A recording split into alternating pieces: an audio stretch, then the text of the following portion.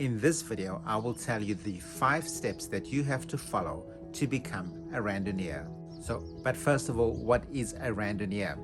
A randonneur is a cyclist who completes a distance of 200 kilometers or more, either on their own or in a group, on a course that has been verified and sanctioned by a representative of the Eau Club Parisien, passing through a series of control points where the rider's arrival date and time is documented, and then completing this entire event within an allotted time.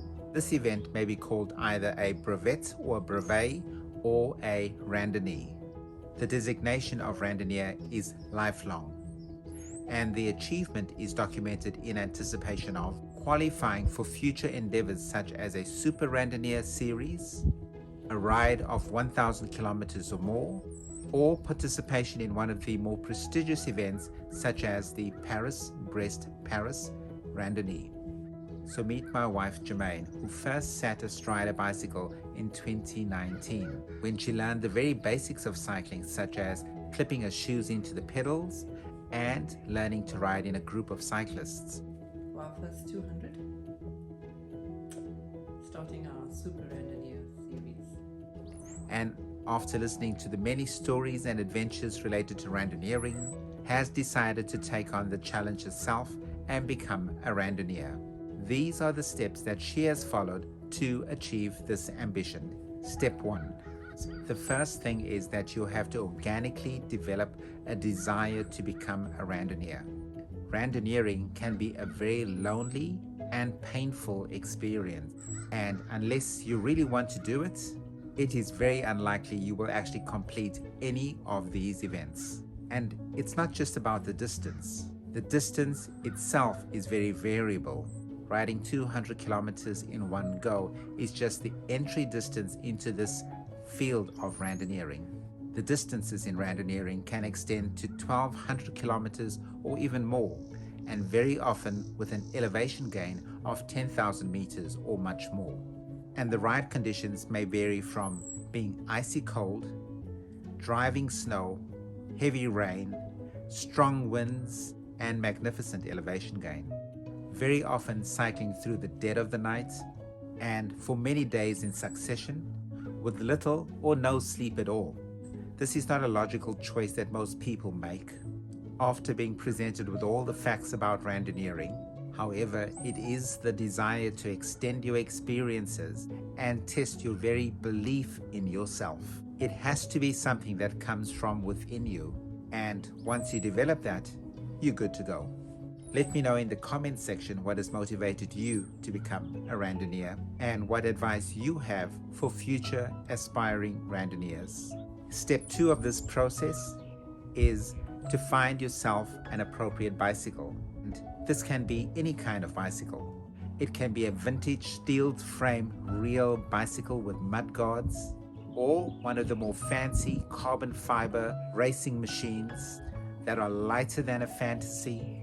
It may have the skinniest, lightweight tires, or some of the more modern, soft, large balloon-like tires. It may be shiny and bright, or it may look like it's just been salvaged from one of the scrapyards. The most important thing is that it is reliable. You don't want to break down at 195 kilometers of a 200 kilometer brevet, and if it does break down, you've got to fix it all by yourself. You have to be able to repair a punctured tire, replace a broken spoke, relink a broken chain, realign a bent derailleur, and rewire a frayed or broken gear or brake cable.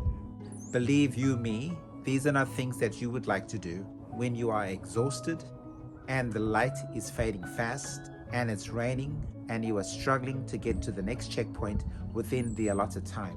Whatever bike you choose for your randonneuring event, make sure that it is in the best possible condition that you can afford to optimize your chances of success at completing a brevet or randonnée. So go ahead and create your most ideal bicycle setup so that you have the best chances of completing your event. Let me know in the comment section what is your ideal bicycle setup so that we can all learn together. The third step relates to training. You have to put in the training. Riding 200 kilometers or more is not something the average person just wakes up and decides that they want to do. For the majority of normal human beings, you are probably going to have to put in some training. But the exact strategy for how to train is going to be highly individual. From my limited experience, it appears to me that some randonneurs use the shorter brevets as training for the longer brevets, and as such just simply ride themselves into fitness with the course of the riding season. Now, this may well work for the more experienced cyclists who intrinsically have some basic fitness.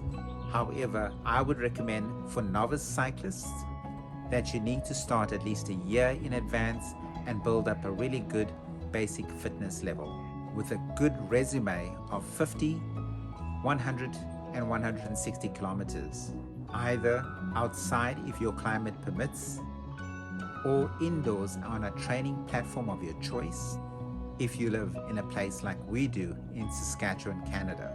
The reason I would advocate for this kind of baseline training is that I think the schedule of brevets, especially here in Canada, is too tight and too short to allow you to build up the basic fitness.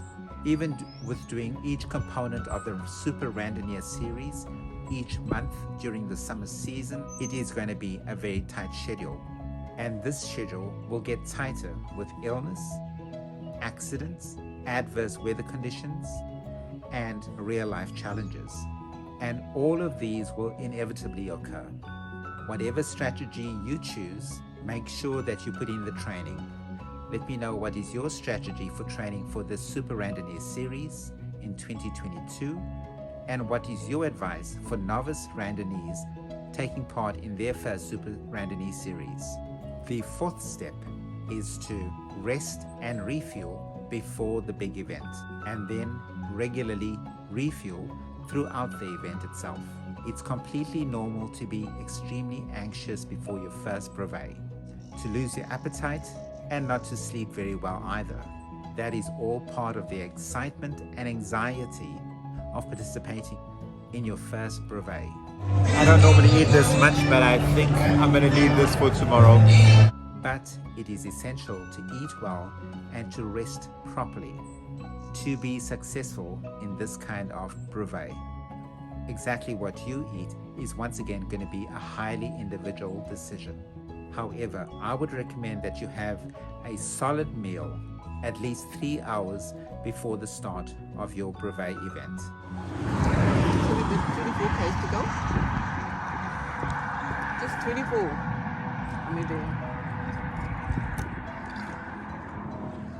And then eat something substantial at least every 30 to 40 kilometers throughout the duration of your brevet. So if you have a 7 o'clock start, you need to have a solid meal at least at 4 a.m. of the same day, and then make a decision as to how you're going to get to the start refreshed and ready for the ride. All of this, of course, cuts into your sleeping time, and you will have to adjust your sleeping cycle appropriately. And of course, there are greater implications if you are doing a randonnée of 600 kilometers or more, where you are very likely going to have to go through some kind of sleep deprivation. So plan your meals and your sleep sessions carefully, and once on the road, make sure that you eat some substantial food to fuel your effort. While gels will give you energy for short bursts, you will need to eat something more substantial if you are going to fuel longer efforts. Strategy. One pedal in front of the other. That's it. I just keep the pedals turning. There's nothing else I can do. And I gotta get back. How am I gonna get back? Hitchhike? I don't think Alex will if I hitchhike.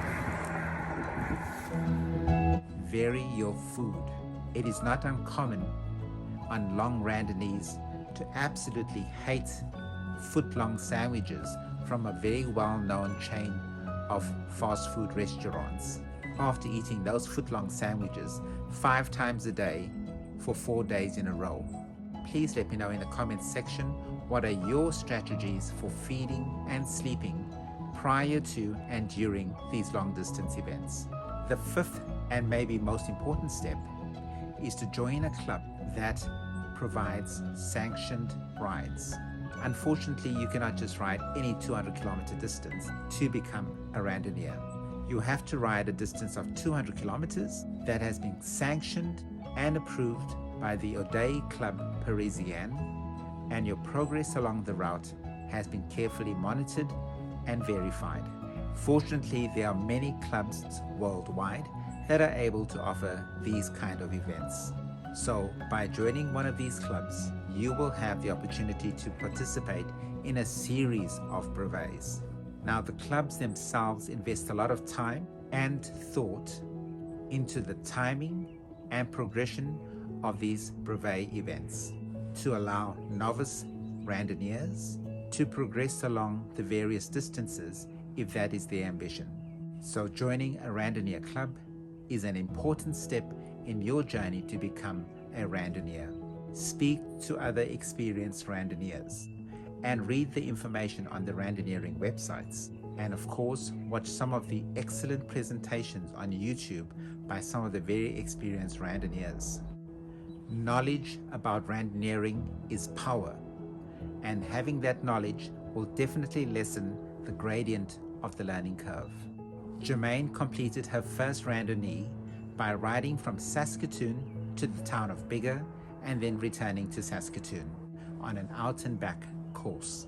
The distance was just a tad over 200 kilometers, and she completed this ride in a time of 11.5 hours, including all rest stops. This was at least 2 hours within the maximum allowed time of 13.5 hours. Congratulations! Okay, watch out, photo. I think just the last 50 Ks was hard for me because I haven't gone beyond 160 before, so it was really a big effort for me to do that, you know. Even in the earlier part with the wind was still okay, but this was really hard for me, just doing that last little bit, you know. Like, I had to say to myself, you know, you want to do the PVP, you have to do this, right?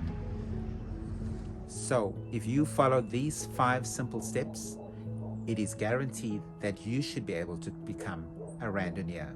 If you have found this video useful, please press that like button, and if you would like to see similar videos in future, please subscribe to this channel.